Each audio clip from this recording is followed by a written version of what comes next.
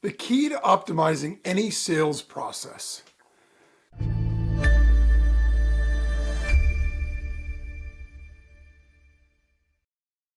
So your sales process, whether we're doing it face-to-face, whether we're online, whether we're on the phone, through websites, however we sell, is vital to the health and success of our business. When we don't have a reliable, proven, and optimized sales process, the problem is not only are we leaving sales and profits on the table, but we're also limiting what we're able to spend on customer acquisition, and we're making ourselves more vulnerable to competition. Because if we can't generate sales that generate enough profit and revenue, it's going to be very difficult to acquire new customers that are expensive because we're going to be in the red. We're going to be losing money instead of making money. If our competitor has a more refined sales process and they're doubling what they're making per customer, they can afford to spend double as well. And that's a recipe for long-term disaster and short-term problems. So we need to do more than just go with whatever seems to work by default. A lot of us, when we get into business and we start a business, we sort of go with whatever we know, or we go with whatever seems to be working. And if it's working well enough, we very rarely do a lot to proactively make it better. It's usually when things start to go wrong, margins start to decrease, the economy starts to go bad, competitors start to eat into our sales or take our customers away. That's when we really start to look at everything and decide, how can we fix the problem? How can we make this better? That's not the best way to go, because we're already under the gun at that point and we're already in trouble. If instead we can be proactive and deliberate, now we can put ourselves in a situation where we can be the ones that are profiting off of opportunities instead of being fearful of threats. We're the ones who can find ways to innovate and expand our business and grow and continue to reach our goals, as opposed to worrying about survival and struggling to make it work on a day-to-day basis. And so optimizing a sales process is absolutely crucial for improving efficiency, for increasing conversions, and ultimately for driving revenue growth. And that is going to be super important in any business. So if we look at this from a couple of different ways, and we're going to break it down, but every overall sales funnel, I don't care whether it is a lead magnet or opt-in to purchase, if it's an opt-in to consulting call or whatever it is, every single process that we set up, whether it's very sophisticated, whether it's very simple, we're always starting with really what our best guesses are or our best estimates.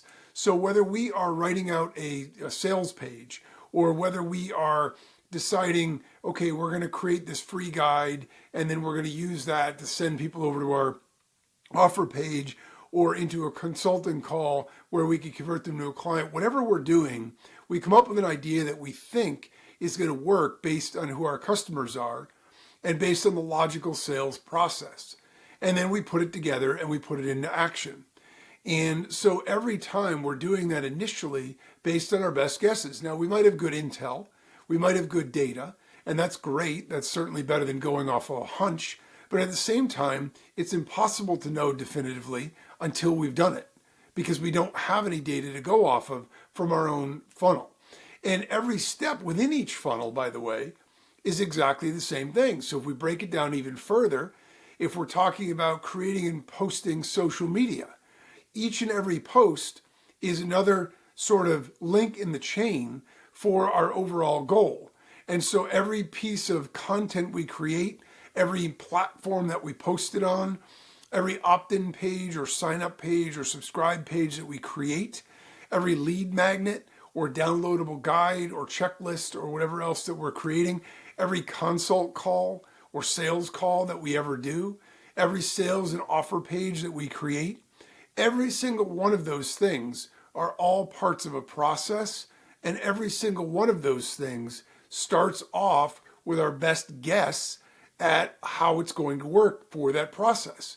So again, the better knowledge we have, the better our marketing chops are, the better skills we've got, the more experience.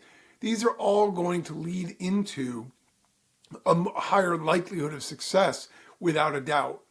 But the only way to know for sure what's working is to try it and get some data in return. Then we know definitively what's working. So the closer we are to the target right off the bat, obviously the better. There are fewer changes that need to be made.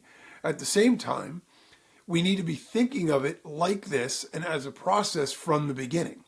And so we're starting off with our best guesses, and we need to get each of those steps set up, of course. I mean, it's vital to the milestone. If we think that getting, social media posts put up that drive people to a lead capture page, that give them some kind of a lead magnet or freebie that they can download, that then lead them to a sales page, that then, take them through a funnel where they buy, and then there are upsells and, whatever, there's a big ticket at the end. Whatever that is, just getting all of that set up is a lot of work. And especially if we've thought it through, and especially if we've tried to make it really good from the start. But what's really important to understand is, despite the fact that that's a milestone, for a lot of people, they feel as though getting all of that stuff set up is the end of the journey. I've got my sales funnel now. I've got everything from start to finish. I can generate traffic. I can convert that traffic to leads. I can convert those leads into customers. And so, boom, I'm done. I'm all set. But the reality of it is, it's the opposite. That's actually the start. It's funny. My two sons are both black belts in karate. And when they were going through karate, being an American, karate was brought over to the United States from the East.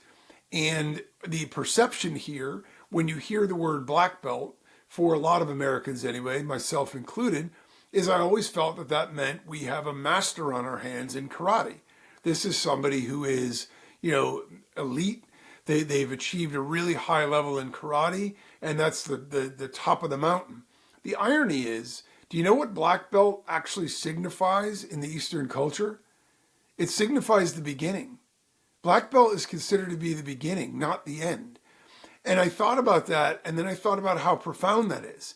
Because the fact is, for my kids to become black belts, they had to learn all these fundamentals. They had to learn katas. They had to learn, you start with the basic kicks and punches, and they're working on bags and everything. And you think to yourself as a parent, when your kid is 5 years old, are they ever really going to learn anything from this? They're just doing the same thing over and over and over again.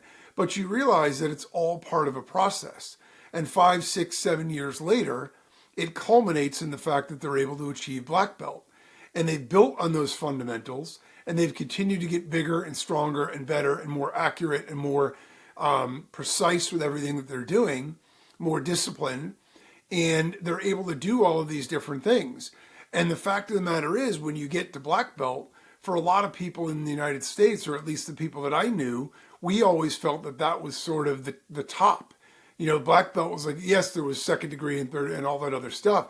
But for the most part, when you were black belt, you were there. And in the Eastern culture, they're literally saying, okay, now you're a beginner. Now you're ready to start.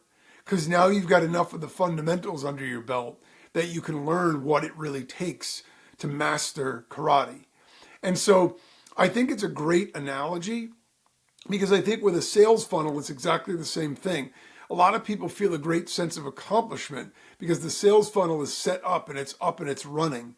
And there's no question it's an accomplishment. Look, I'm super proud of my boys for being able to stick with it and achieve the rank of black belt. No doubt about it. At the same time, the understanding that there's more beyond that is really important.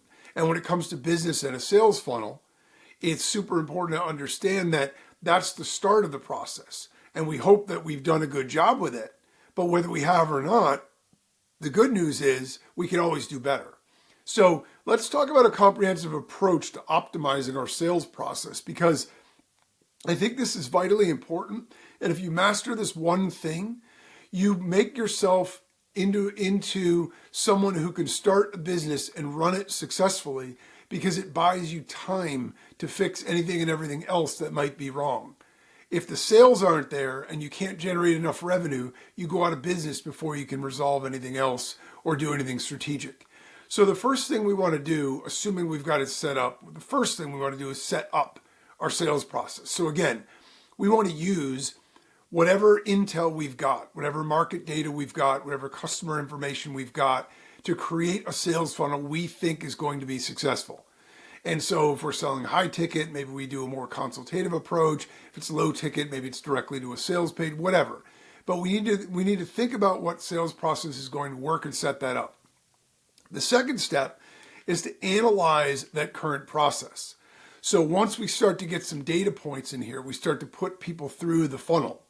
We want to start examining our existing sales process. And by the way, again, just to reiterate, this applies to any kind of sales funnel. I'm not only talking about digital marketing or online sales funnels. I'm using that as a lot of examples because it's very easy to draw out the various steps, and because a lot of people nowadays at least have some online component to what they're doing. But I don't care if you're running a barber shop, a newspaper stand, a farm, whatever it is, if there's something that you're selling, you have a sales process, whether you view it that way or not. And it's super important to understand that and break it down into stages. So we want to identify each of the stages. There's usually like a prospecting stage, a lead generation stage, a conversion stage, a customer satisfaction or retention stage. And we want to get all these stages down. So as we're thinking about this, we're in a position to be able to optimize that. So we want to review each stage of our funnel. Whether we've set up our funnel deliberately or accidentally, we then want to break it down and analyze it. And what we want to look for is bottlenecks and any inefficiencies. So first off, numbers aside, if there's anything that can be done faster, easier, simpler, we want to do that. Because this is a process and we want that to run like a well-oiled machine.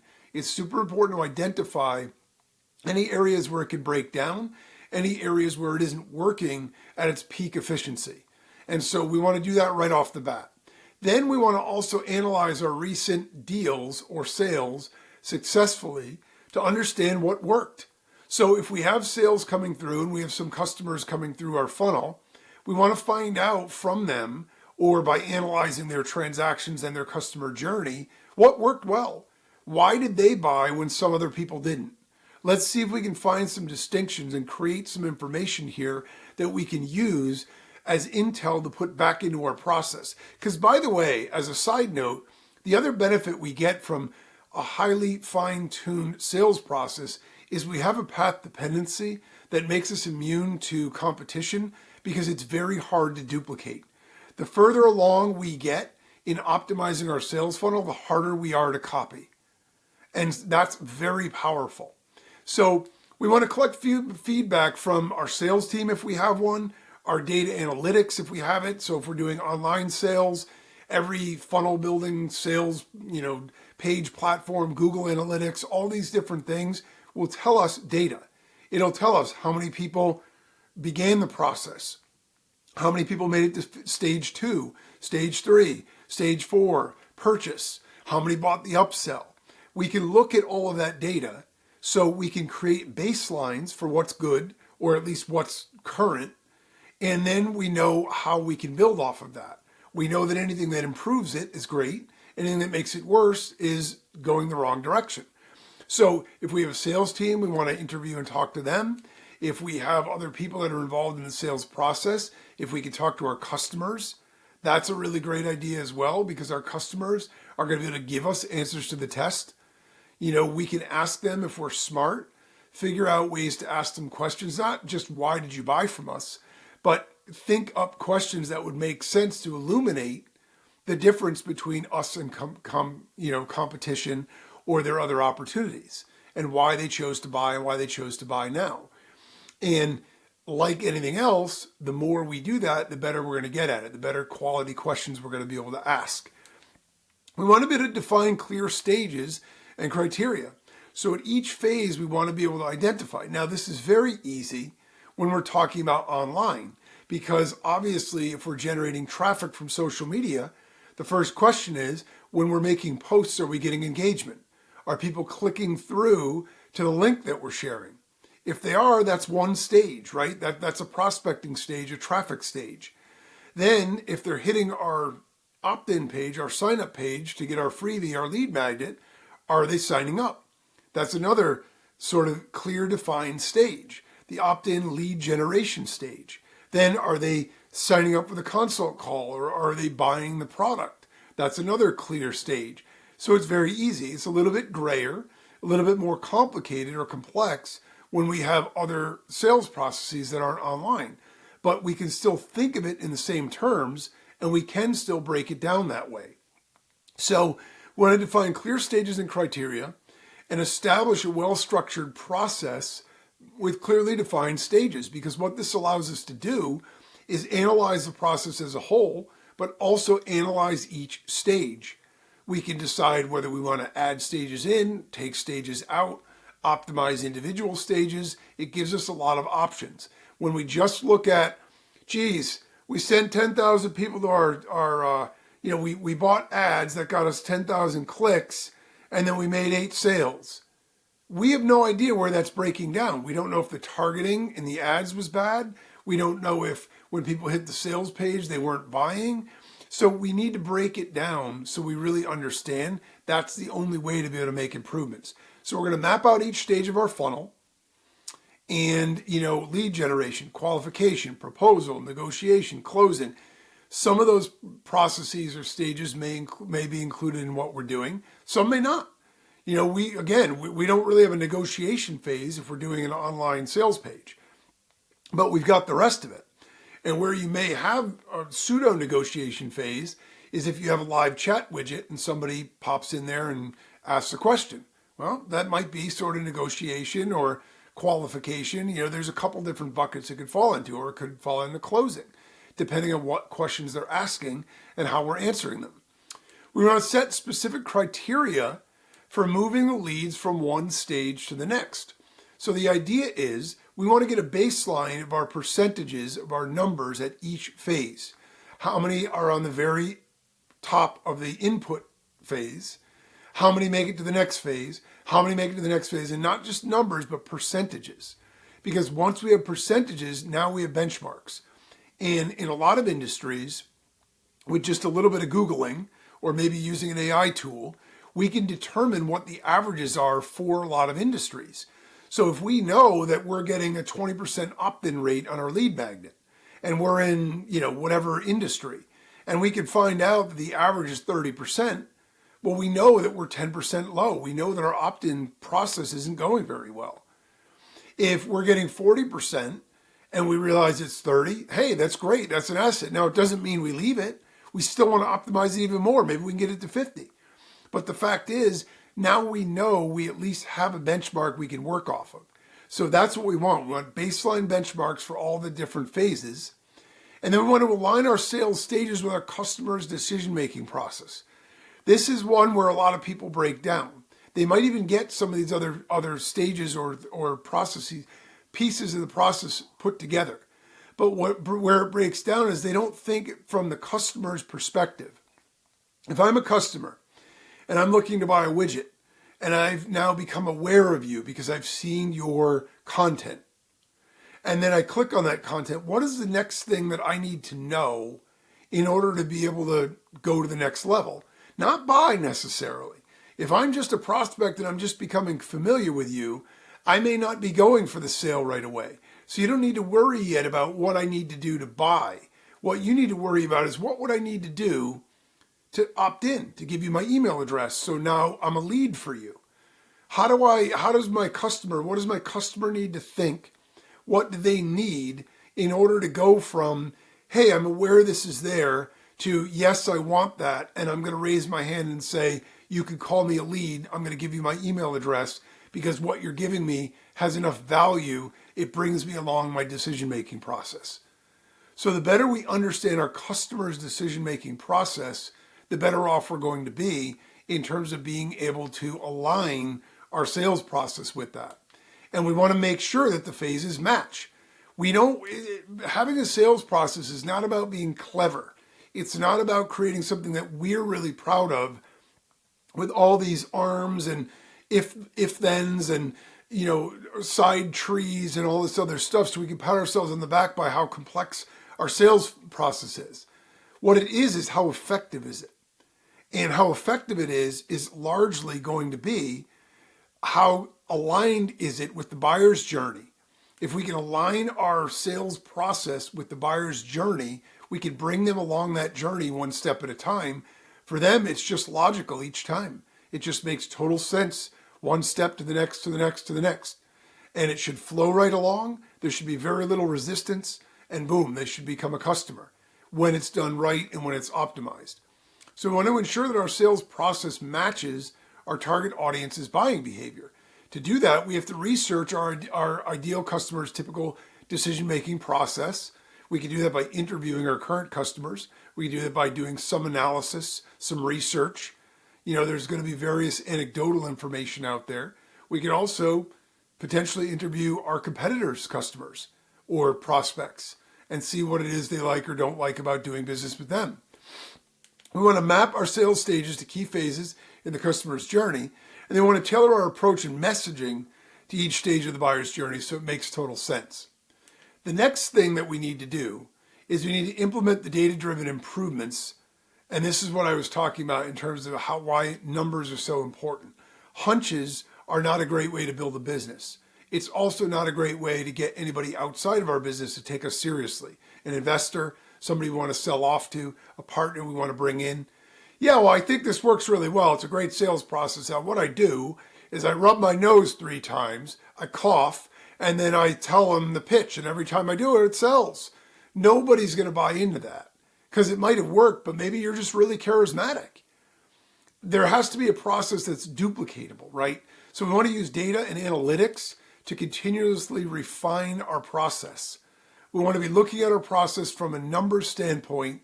We want to define and monitor whatever those key performance indicators, KPIs, are at each stage.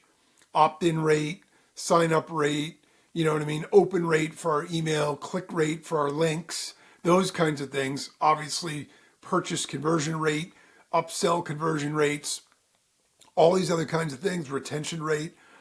And then we want to regularly analyze our sales data to identify trends and areas for improvement. And anything that's improving, we want to keep leaning into that and keep doing what we're doing because it's getting better. Anything that's getting worse, we need to analyze what happened, why is it getting worse.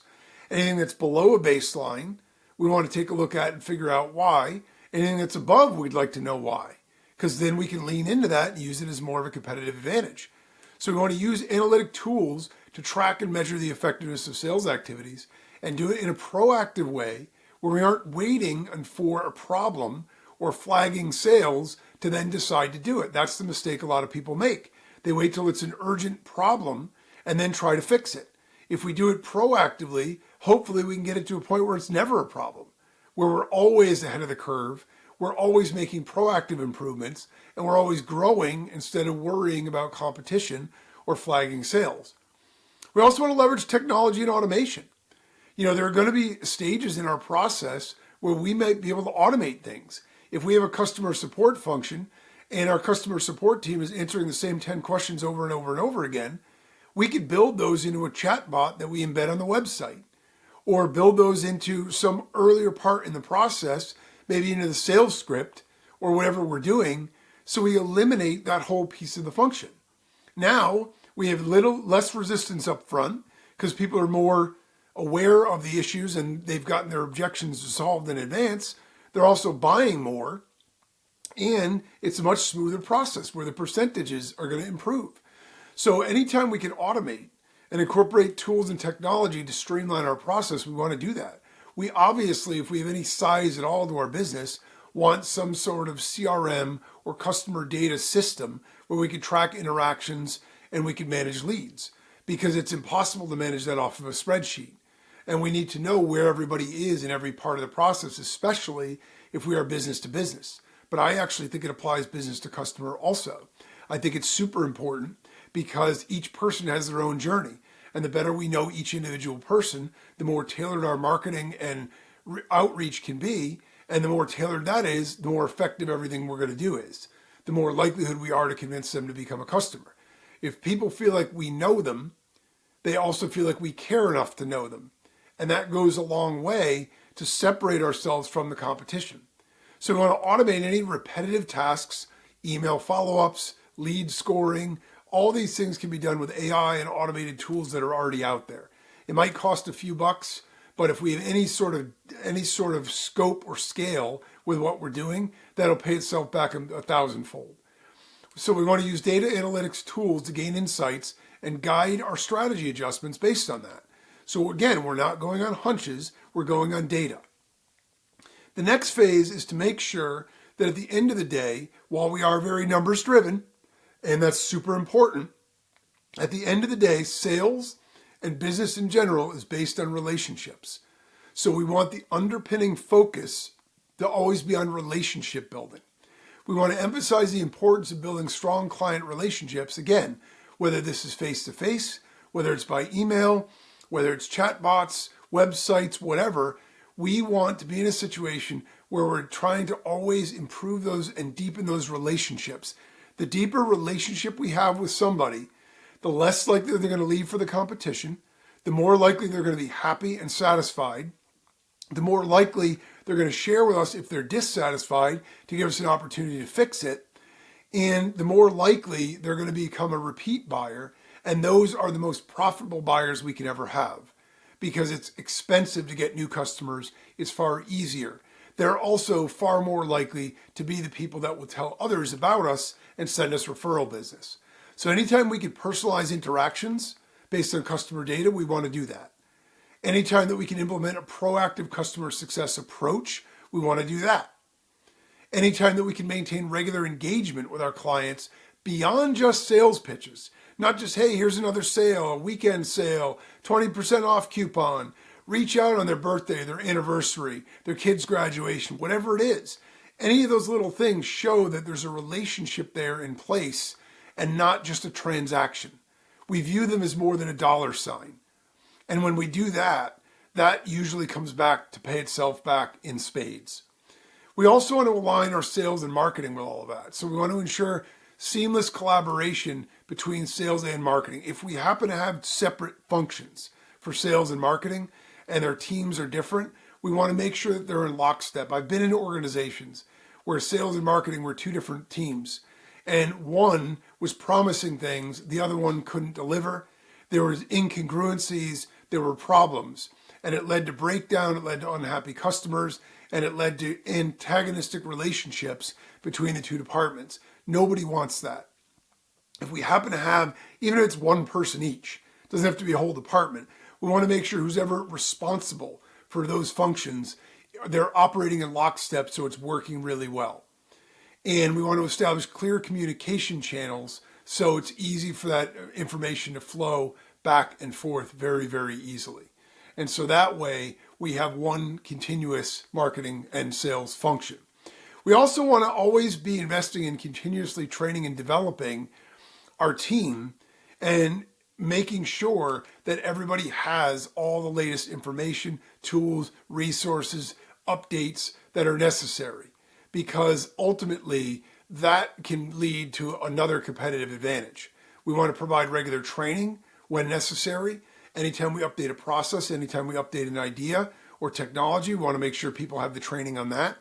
We want to encourage sharing of best practices. If somebody comes up with an idea that really works, we want them to share that with everybody else so everybody benefits and the whole company improves. We want to offer coaching and support to anybody who needs help adapting to changes or who might be, struggling or not doing as well. And then the final thing is we want to regularly review and iterate. So as I mentioned in the very beginning about the black belt, when we set up a sales process, a lot of people view that as I've reached the mountaintop. This was a lot of work. I got it all set up. I'm done. And you're not done. That's the start. Now you're ready to get started. So it's still exciting, but now you're getting started. Now you get the process going. Then you start getting data in. And then we want to constantly be reviewing and reiterating what we're doing. So we're constantly changing and adapting and improving. So we treat our sales process optimization as an ongoing effort. Even if we've got it set up, it's working, we make some improvements, it's working even better, we're crushing it. It doesn't matter. It still needs to be something that we're always reviewing because it's not static. It will also change. And there's always a possibility it will degrade or the results will get worse. So we want to be constantly looking at improving it. Schedule regular reviews of our sales process. Solicit feedback from everybody who's involved in it. Sales team, customers, whoever else is involved. And be prepared and willing to make adjustments as the business grows and evolves. It's super important. By following these steps and continuously refining our approach, we can create a highly effective and optimized sales process that drives better results for our business. That's simple. Remember that the key is to remain flexible and data-driven. Data-driven. Always looking for ways to improve and adapt to changing market conditions and customer needs. So the takeaway here is that there are a lot of factors that impact the success of any business, but being able to generate revenue and profit consistently and dependably is the most important because it gives us flexibility, bandwidth, and breathing room to be able to analyze everything else and have the time and resources to work on optimizing those things too. If we have a strong sales process that we're continually optimizing, we're setting ourselves up with the best chances for long-term success.